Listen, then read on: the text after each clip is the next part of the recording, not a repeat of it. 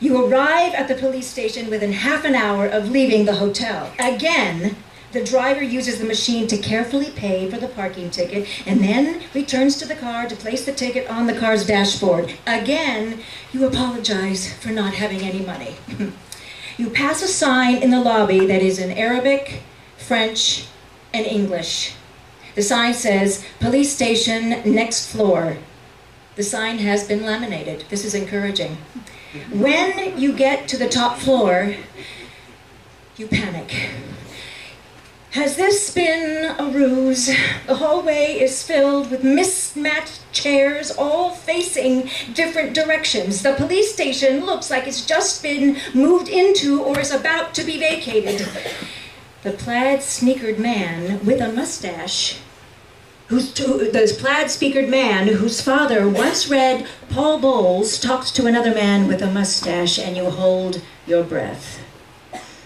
The man's mustache is thin, and it appears a small comb has been used to coerce the hairs to point it in the same downward direction. You are convinced you'll be led back downstairs and to another police station across town, but the mustached man nods as though he is expecting you. The driver looks relieved. He tells you he's going outside to have a cigarette. You can smell that other people on the floor are smoking inside, so you know it's just an excuse to take a break. Maybe he wants to check on the status of his parking meter.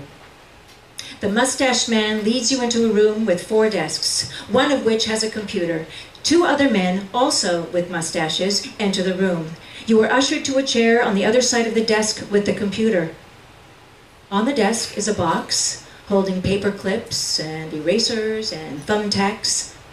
On the side of the box, there's a calendar. The calendar is 3 years old.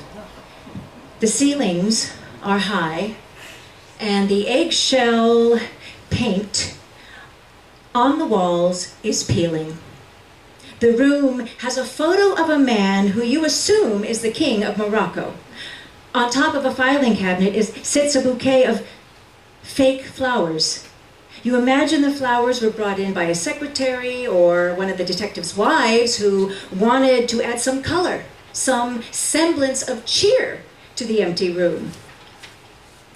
At some point, somebody must have decided they didn't like the flowers, too pink, too prissy. So the vase was relocated to the spot above the file cabinet where you imagine they will remain for eternity. One of the detectives is seated at the computer, and the 2 others sit atop bare desks. They sit like detectives. We are all here to listen to details of crime, one detective tells you. We saw video. We saw what thief looks like. We do not think he was part of the conference. We think his badge was... he can't find the word. Fake, you suggest? You notice there's an echo in the room. Yes, you are not surprised? No, you say, you are not surprised. We also saw from video he has 2 people he works with. They both have badges too, one outside the hotel, the others also in the lobby. Oh, there were 3 people. Yes. Oh, this makes you feel better. You were the target of a crime ring. There was probably little you could have done differently. They had fabricated badges and were going to rob someone, so they robbed you. Do they do this at other hotels? Make badges and rob people? No. We have not heard of this before, another detective says. It is first time. Oh, you say, you are not sure you believe this. We will start with the entering information, says the man at the computer. Okay. What was your grandfather's name? My grandfather? Yes, it is a formality here. We have to fill in the forms. Anthony, you say. You have not thought of your grandfather in years. He died when you were 5, and he was not such a good man. The last time you and your sister saw him, you stood in front of his reclining chair, dressed in matching blue jumpers patterned with Raggedy Ann dolls, holding your parents' hands. Only years later did you realize you were all there to say goodbye. Now you're giving his name to a Moroccan detective. It takes the detective 5 minutes to type the name. The computer or the keyboard, maybe both, are giving him trouble. What is your father's name? Gian-Carlo, you say. He spends 5 minutes typing it. He has difficulty first with Gian, then with hyphen, then with Carlo. Listen, you say, I'm wondering if we can get to the part where I tell you what was stolen. I'm afraid I'll never get my computer back, and I've already lost a day. You lost a die? One of the detectives says, what is a die? No, I lost a day. It's an expression. Don't worry about it. Was it Adele? Another detective says, no, a day. The computer was not Adele. Oh, Adele computer, you say. So it was Adele. No, it was an apple. The three men look at you blankly. An Apple Macintosh, you say slowly. The phone rings and the detective at the desk stares at it, startled. He says a few words into the receiver, glances at you, and is off the phone in 20 seconds. It is the police chief. He says he wants you to come to his office. He has development. You are directed across the hall where a door is open. The police chief beckons you in and asks you to close the door behind you. In contrast to the three detectives who were thin and nervous seeming, the police chief seems even larger than he was yesterday, and his office could not be more different than the spare beige room you left. A plush burgundy rug extends to the edges of the room, and a blown-up map of Casablanca takes up one wall. The curtains are burgundy as well, and they cascade to the ground in thick folds. Oh, there's the same photo of the King of Morocco, but this one is framed in ornate gold. From a coat rack in the corner hang 2 dry clean suits and at least 3 shirts, all in plastic bags.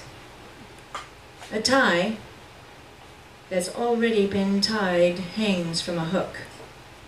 We have found the black backpack, the police chief says. Oh, that's fantastic, you say. You are stunned. You were wrong to question him when he was 100% confident it would be retrieved. This man radiates competence. Not everything is in it, but it has a passport and a wallet with credit cards. Thieves never are interested in credit cards. You wish you had known this before you had canceled all your cards. He produces a black backpack, and from behind the desk where he's sitting, it's not your backpack. You know it's not your backpack, but you don't have time to say anything because he's already unzipping it and pulling out a dark blue American passport. With a snap of a wrist, he places the passport on the desk before you as though he's a blackjack dealer giving you your last card. I imagine everything will be easier if you have this, he says. You open the front page of the passport and you see that while the photo resembles you, the woman has brown, straight hair and bright, wide-set eyes. It is not your passport.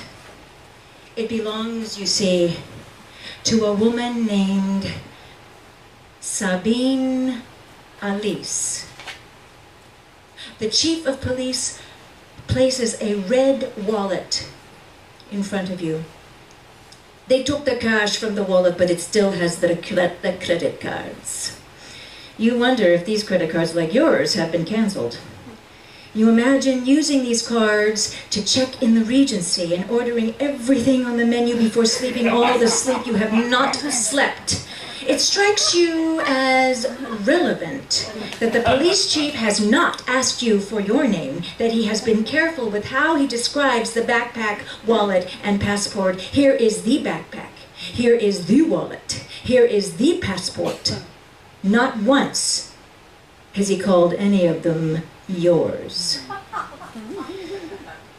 You stare at the coat rack, at the expensive-looking tie that's already tied, shaped like a noose. You do not have many options, you know this. The police chief is suggesting you claim something that isn't yours, and you're not sure what will happen if you protest. You stare at the map at the Casablanca on the wall. Oh, the city is large and overwhelming. Its many rectangular piers jutting out from the rest of the city like large teeth. You now know you will take the backpack and the passport and the wallet and check into the Regency. Once you're in the Regency, you will feel safe. You need to feel safe to sleep. Once you've slept, you will go to the American Embassy and tell them that it was a mistake. The police returned the wrong bag to you. That is the plan. For now, you need to get out of this police station. You need to get out of the Golden Tulip. You will not tell the police or the Golden Tulip where you're going. You glance down under the desk and you see that the chief's shoes are to the right of where he's sitting. He's taken them off while he's talking to you. He's become more comfortable. You've grown more tense. So, everything is finished, he says. You consider bringing up the fact that your computer and many other belongings are still missing, but the words uttered, "So, everything is finished," was a statement, not a question. Yes, you say. Good, he says. Then you can put that in your article, how good the police are here in Casablanca, he says. Ah, yes, you say. You'd almost forgotten about the New York Times lie. I just need you to sign a document here saying that a backpack was returned to you along with a wallet and a passport. Okay, you say. He slides a form across the desk and hands you a pen. On the form, you sign the name you saw on the passport. You sign Sabine Alice. The chief of police doesn't look at the passport to compare signatures. I do need one thing, though, he says. Oh, you panic. This is when he'll arrest you for pretending to be someone else, for claiming someone else's belongings. I need to get the paper stamped. Before standing, he shifts strangely in his seat. He's slipping his shoes back on beneath the desk. Then he gets up and leaves the room. You stare at that closed passport. You don't open it. You glance around the room again and study the King of Morocco's eyes. It's taking the police chief a long time. What is he doing? Oh, you tell yourself that when he returns, you'll say it was a misunderstanding. You don't know why you acted as if someone else's backpack and passport and wallet belonged to you. You'll explain that you haven't slept in days. The door opens, and he comes in with a paper you've signed with Sabine's name. It now bears a large blood-red stamp, a circle with Arabic words in its center. Here's your paper, he says, your proof. Finally, something is yours. You put the paper in the black backpack and zip it closed. The police chief extends his hand to you and you take it. He shakes it firmly and with meaning. You understand he is communicating that a deal has been made and you are to uphold your end of it. You feel a wart on the side of his thumb, pressing into the side of your own thumb. After what seems like a full minute, he releases your hand. You walk down the stairs of the station nervously, your shoes loud on the stone steps. Outside, the driver is checking the dashboard of the car to see if he got a ticket. You run towards him as though he is a lost friend. Let's go, you say. You got your backpack, he says. He looks surprised. So we go back to hotel? Yes, you say. And your mood dampens. You place the backpack beside you. on the back seat and unzip it carefully as though worried about disturbing its contents. You open the passport, U.S. passport, and take a better look at Sabine Elise. To be more convincing, you could cut your hair. You notice her smooth complexion. You had acne as a teenager, and it left raked lines across your cheeks and chin. You flip through the passport, taking note of the countries Sabine has been to: Switzerland, Germany, Norway, Japan, and now Morocco. Until recently, she has traveled only to countries that operate with precision of expensive electronics. You look through her wallet. Blue Cross insurance card suggesting she has a job. AAA insurance card meaning she owns a car. Store credit at J. Crew. That gives you an idea of the way she must dress. Crisply, cleanly, never too daring or dark. Next, you pull out her notebook, a red moleskin. On the first page is a line where the owner is asked to write their name, and on another line is where the owner is asked to state the reward for finding the notebook in the event that it's lost. The reward, Sabine has indicated, is happiness. You flip to a random entry dated a month before. You see the words, "I tried to tell them it wasn't dangerous." You close the journal. You have already done this girl enough harm by claiming her things. Reading her diary makes it worse. "Everything okay? Everything is returned to you," the driver says. His voice startles you. You had almost forgotten he was there, that you were in his car. "Not everything," you say. This quiets him. "I need to stop at a shop soon," you say. You know that before you check into the Regency, you will have to confirm that Sabine Elise's credit cards work. You will need to find out whether they have been canceled. "What kind of shop?" the driver asks. You're at a stop sign, and out your window you see a narrow store with a pyramid of body lotion on display in the window. "This is a good one," you say. He pulls over on the next block. "If okay with you," he says, "I wait in the car so we don't get ticket." The short, older gentleman who runs the shop ignores you when you enter. He continues talking to his friends, also older men, also short. You are still without toiletries. You pick out a toothbrush, toothpaste, a hairbrush, face wash, and a pair of scissors. Would you really cut your hair to look like Sabine Elise? You bring everything to the glass counter. Through the top of the counter, you see makeup below. The lipsticks and blushes are displayed on a deep blue velvet material, the way a fine jeweler might showcase rubies or emeralds. The shopkeeper's friends leave, and finally turns his attention to you. His smile is kind, sudden, as though he is an old acquaintance. "Welcome! I have perfect makeup," he says, looking into your eyes. "Since you were a teenager and developed your first bout of acne, makeup consultants at Nordstrom's and MAC have bestowed advice to you. Bring attention to your eyes and away from you skin," they've instructed as they rainbow eyeshadow across your lids. "Bring attention to your mouth with a bright color," they've told you, swiping alarming red over your lips. "Distract, distract, distract," is everyone's advice. But this shopkeeper, wearing a green sweater vest, tells you that he has the perfect makeup for you. And because he's not looking worriedly and disapprovingly and judgmentally at your skin, you trust him. "Let me show you," he says. "May I?" "Yes," you nod.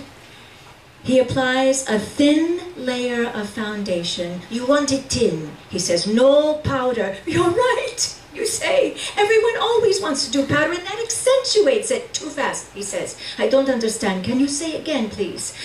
"Good," you say. "You are right." He applies a makeup brush over your face, and you close your eyes. "Look," he says.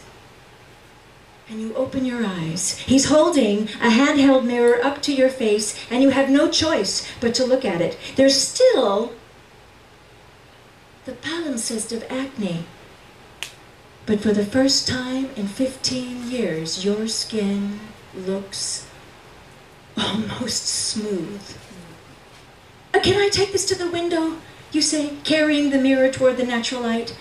You have consulted a number of unhelpful dermatologists over the years and have discovered a secret from a portly shopkeeper in Casablanca who looks into your eyes instead of frowning at your skin. You tell him you'd like to buy a bottle of the foundation, and then you tell him you'll buy 4 and 2 brushes. You want the magic to continue. You hope the credit card works. The man tallies up your purchases by hand on graph paper and gives you a discount for each item. You hand him one of Sabine's credit cards, and you wait. You are suddenly convinced it won't go through. It's taking a long time. But the man at the beauty shop store tears off the receipt and hands you a pen. Please sign. You smile so broadly your face almost hurts. He sees your pleasure and hands you his business card and requests that you tell your friends about his store. Yes, of course, you say. You'll tell your friends when you get back to the U.S.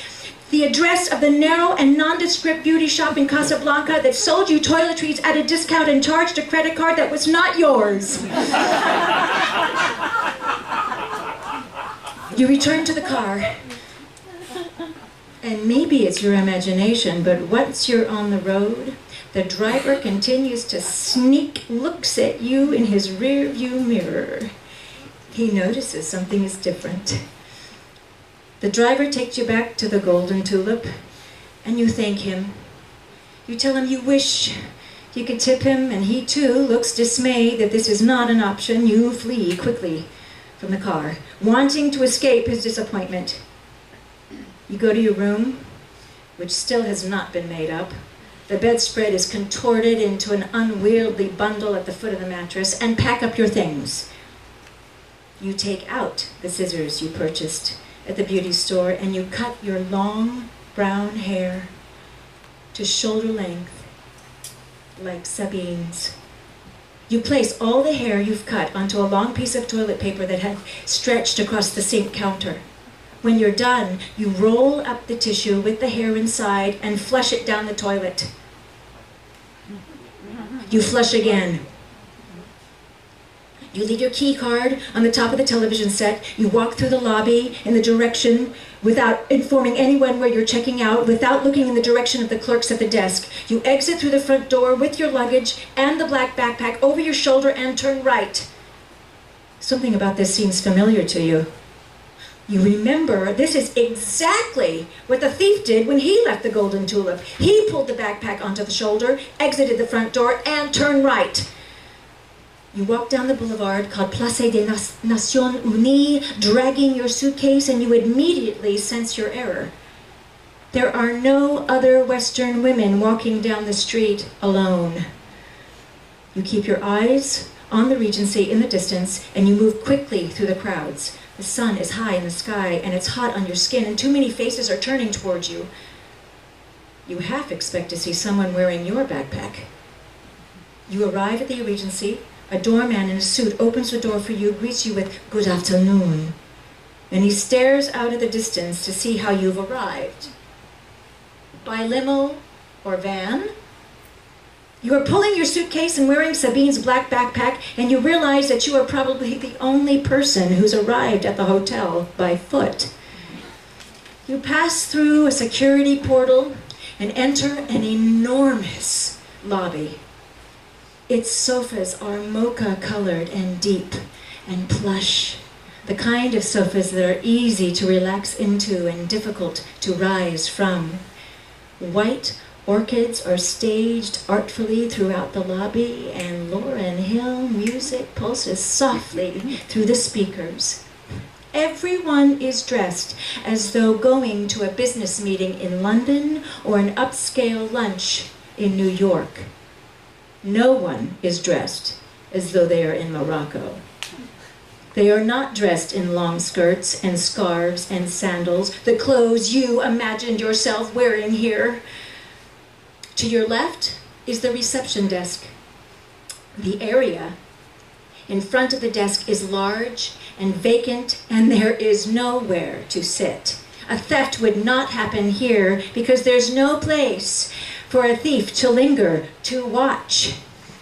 2 women stand behind the desk, available for anyone who might want to check in. No women work behind the desk at the Golden Tulip. You approach the kinder looking of the 2 women, one with long hair and who smiles with her eyes, and you tell her you don't have a reservation, but you called this morning and understand that there's a room at the hotel. She studies the computer and confirms this. You give her Sabine Alice's passport and her credit card. I may want to use a different credit card eventually, you say, so I can get frequent flyer miles.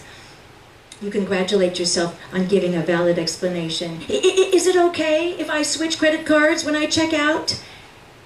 She says, that is fine. She barely glances at the passport, but slides a form across the desk. You open Sabine Elise's passport and scribble down the relevant information. You are asked if you would like to help with your luggage, and you decline politely. As you wait for the elevator to descend from the 10th floor, you watch the numbers decrease. 3, 2, 1, like a countdown to your fate. The elevator doors slide open smoothly like stage curtains, and a young woman emerges. You do a double take because there's something familiar about her. She looks at you too. Is it Sabine? Is that why she's staring at you? Should you run away or approach her and say you've been looking for her to return something she's lost? But it's not Sabine. You enter the elevator and study the woman's profile as she walks across the lobby. You both have olive skin, but of course her complexion is better. Everyone's complexion is better. And dark brown hair. Her hair is longer than yours. It's the length of your hair you had before you cut it this past hour. You're both around the same height and build, though she's younger and her stomach is flatter. In America, you probably wouldn't notice the resemblance, but here you do. Your room is mostly white, with fluffed pillows and a light down comforter and white bathrobes and towels all awaiting you. You sit on the bed. You sit in the desk chair and swivel around. The view out the window is of the main square below. People are traversing the square and a bandshell has been set up. It's vacant now, and you don't know if the concert has already happened or if preparations are being made. There are 2 bathrooms in your hotel room, one with just a toilet far from the bedroom, and one with a bathtub and shower and sink. The light in the bathroom must be flattering because you don't look like you haven't slept for days and you have been robbed of almost every possession you care about and have spent the morning at the Casablanca police station. Your face is thinner than when you left Florida, as though you lost a pound or 2 since taking flight. As soon as you see this, you are ravenous. Hunger takes over you suddenly and completely, like fear. You scan the menu and decide on an omelet. You call room service and they greet you with, "Good morning, Miss Alice." You consider ordering in French, but you decide you've been through enough challenges for one day. You order your food and you wait. You lie on the bed for a moment. You're so tired, but you're so hungry and you cannot sleep until you have food. You awake to knocking. You look at the pillow. You've been drooling. You look at the clock. You have been passed out for exactly 6 minutes. You open the door and you are touched to see a flower on the room service tray. Now, you know all room service trays at this hotel must come with a small vase with a single white rose, but you still wish to believe that someone has sent it just for you. When you sign the bill, charging it to your room, you write in an extravagant tip for the gentleman who brought you the food and the rose. As soon as the door closes, your fork hits the plate. Oh, the omelet is delicious. Cheese and mushroom. You ordered only food that would be well cooked and you believed would not make you ill. You had visited a travel clinic before your trip to Morocco to get a hepatitis and typhoid shots, and while there you also purchased loperamide in the event of stomach issues, but these items were in your black backpack. So now you can't take any risks. You have never prepared for a trip as well as you had for this one. You even bought gum, a travel-sized toothbrush and toothpaste kit, a small bottle of hand lotion, wet wipes, and an orange luggage tag for your new blue suitcase. You used a black permanent marker and neatly filled out the luggage tag with your name and address and secured it to the handle. As you were exiting the plane after everyone was clapping, was that only yesterday morning? Oh, the new orange luggage tag fell from your suitcase.